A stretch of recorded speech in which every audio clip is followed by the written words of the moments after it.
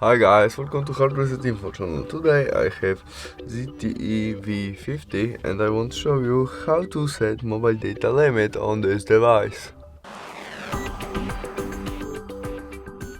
First step to do that is from main menu we must navigate to the settings, in it, third function, mobile network, and there our mobile data.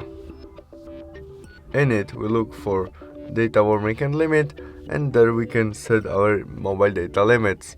First step, we can set mobile data usage cycle and date of each month. It can be first day of each month when our data usage cycle start.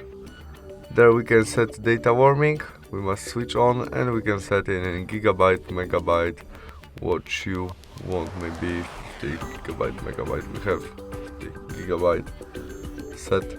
And there we can set data limit. We switch on, confirm by OK, and now we can set it.